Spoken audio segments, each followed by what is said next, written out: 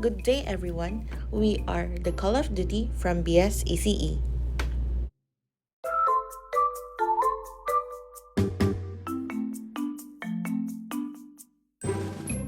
Our topic for today is Introduction to Ethical Principles in Counseling and Psychotherapy.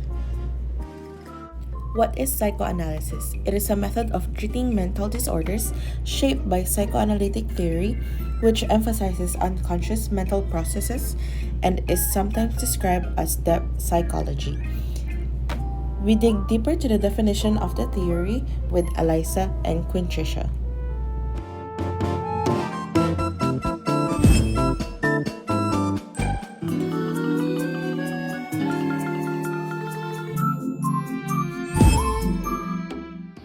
My name is Alyssa Garcia, and I am here to give you a brief introduction for our topic, Introduction to Ethical Principles in Counseling and Psychotherapy.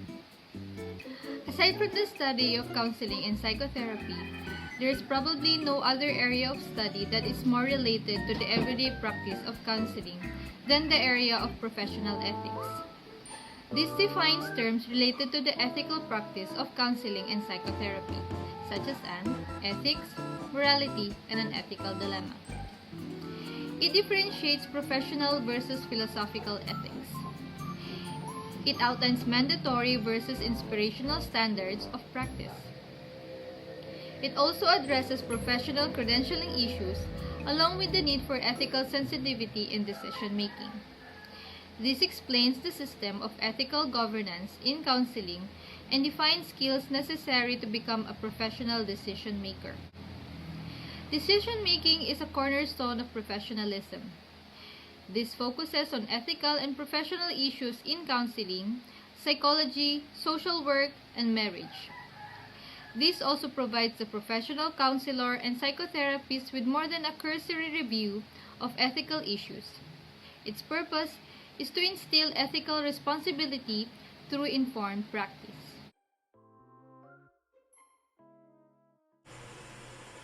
The ethical standards that govern the helping profession are discussed in this section.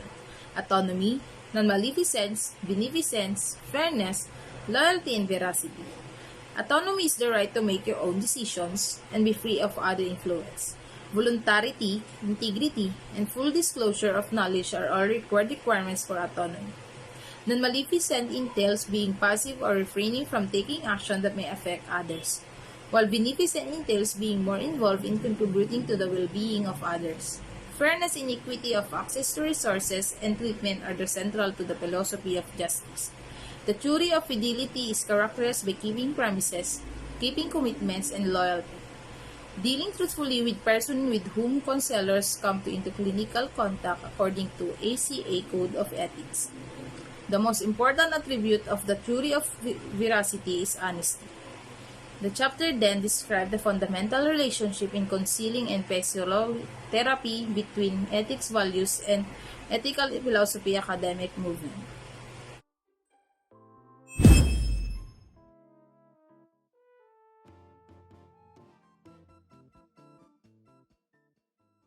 What is the ethical classification of psychotherapy and counseling?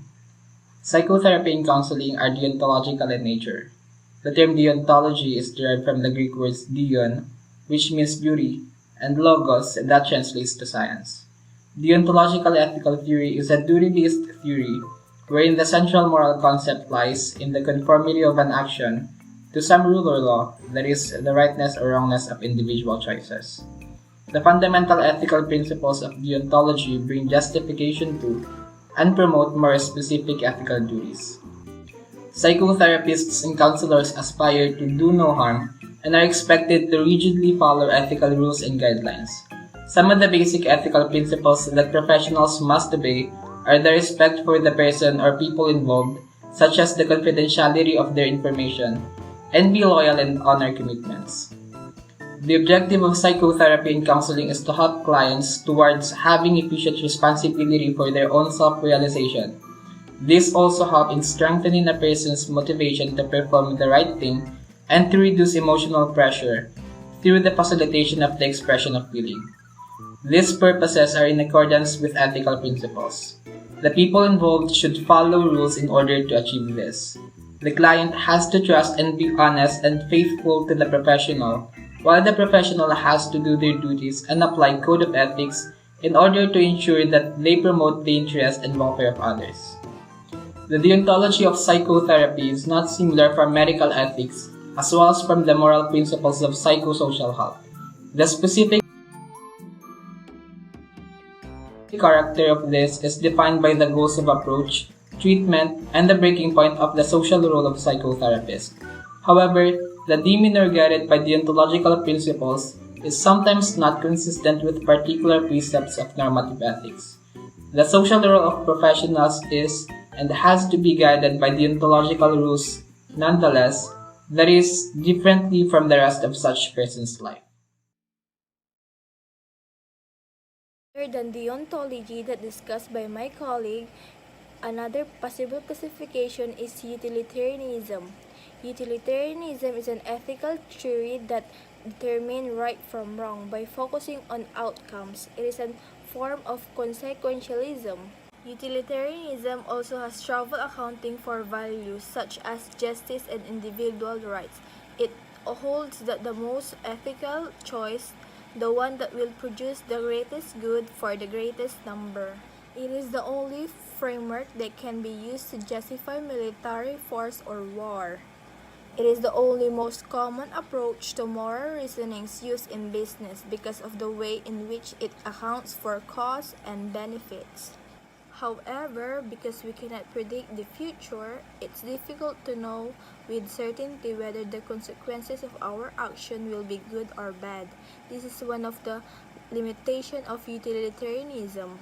Moreover, it is arguably the most reason-based approach to determining right and wrong. It has obvious limitations.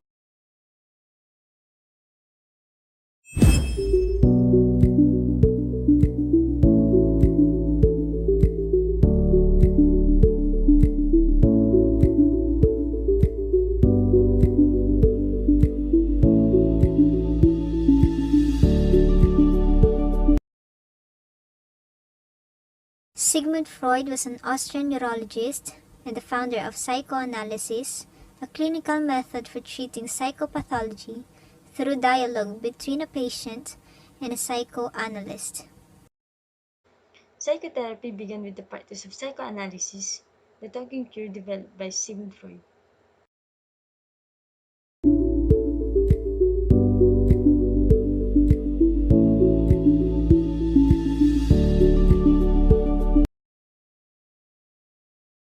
Joseph Breuer was a distinguished physician who made key discoveries in neurophysiology and whose work in the 1880s with his patient Bertha Pappenheim, known as Anna O. Joseph Breuer is the true father of modern psychotherapy. He is a Finnish physician that has a unique and prominent place in the history of psychotherapy.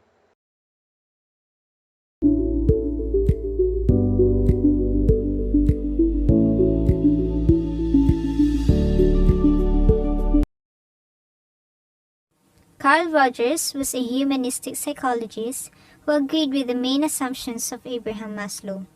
Rogers believed that every person could achieve their goals, wishes, and desires in life, when, or rather if they did so, self-actualization took place. Carl Ransom Rogers was an American psychologist and who coined the term counseling. He is also one of the eminent thinkers and best known in developing psychotherapy.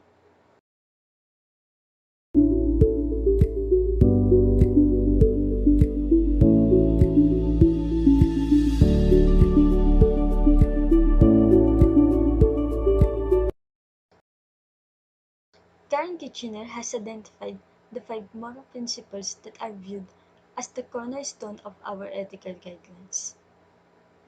And the 5 moral principles are autonomy, justice, beneficence, non-maleficence, and utility.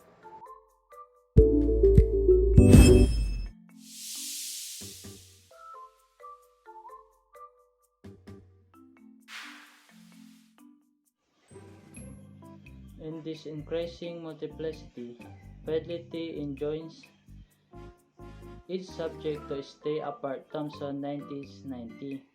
places the management of dual relationship and associated confidentiality at the heart of this discussion. On this fidelity, each contact, each friendship must be kept separate. Foucault's third law demonstrates how this is allowed to happen. The repetitive act becomes the consistent person. In the next section, I will show how to disjunction is statement consistently turned into noun whilst to refusing object. By sleight of hands, a transformation occurs in false selves appear. By sleight of hands, by refusing to believe in the participle of false slaves appear. The participle escapes. This is aware the participle escapes. However, as Tongson goes on to notes, dual relationships are one of the major threats to fidelity. Pemchamp and children also notes the moral problems that can arise due to conflict of interest or divided by loyalties.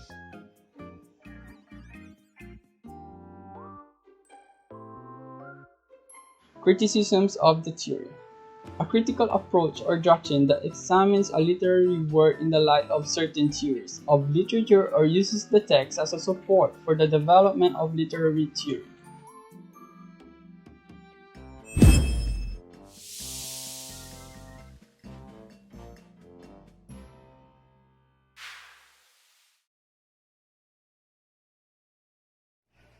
Hi, I'm Kristine Bianca Sison. Today, I will tell you about the benefits of ethics in counseling and psychotherapy.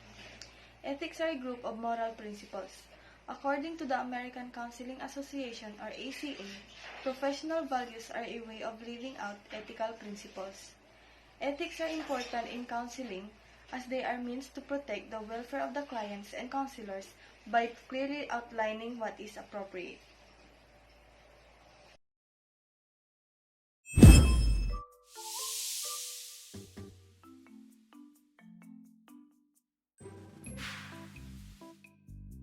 Ethical principles in counseling and psychotherapy are applied in bioethics, which is a part of ethics that is about medical and biological research. It could also be applied in lying, cheating, breaking promises, and stealing.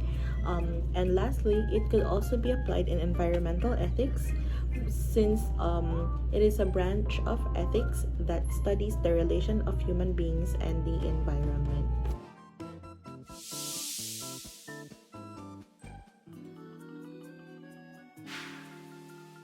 Hello, I am Renz Adrian Soriano. And I am Marin Diaz. We're going to discuss our group's evaluation of the topic. But first, we will explain the meaning of the 6 ethical principles. The first ethical principle is autonomy, the right or condition of self-government and free from the control of others. The principle of non-maleficence holds that there is an obligation not to inflict harm on others. It is closely associated with the maxim primum non nocere. Next is beneficence. Beneficence, which entails a more active notion of contributing to others' well-being. In terms of access to resources and treatment, justice entails fairness and equality. The principle of fidelity is defined by honoring promises, keeping commitments, and loyalty. And lastly, veracity, which means communicating honestly with those who come into contact with counselors on a professional level. Our insights to these ethical principles that are being used in counseling and psychotherapy are quite bizarre. The purpose and impact of these ethical principles surprised us. A rather complex process, yet a simple solution. We learned of its importance and how it would play its part to counseling and psychotherapy. Each of the ethical principles actually portrays what should be done, and we know it will be interesting for the future psychotherapists to learn all about this. The ethical principles that guide the helping professions are astonishing. Autonomy is the right to make your own decisions and be free to others. Influence, fairness, inequality, and access to resources and treatment are central to the idea of justice. The most important aspect of the concept of truth is honesty. Well said, Warren. And that is our evaluation of the topic.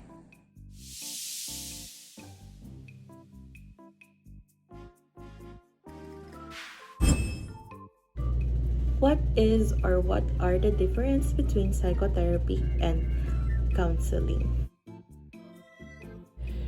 Here are the differences of counseling and psychotherapy.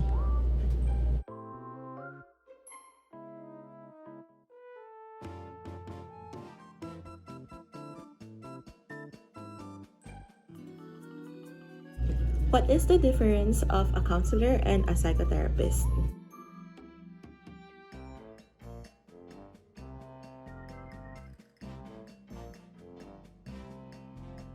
Are there any similarities between psychotherapy and counseling? To answer the question, yes. Here are some of the similarities between psychotherapy and counseling.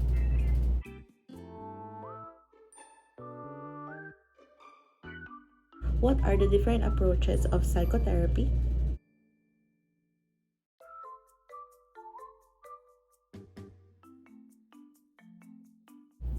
And that wraps up our topic for today. Thank you everyone and have a good day.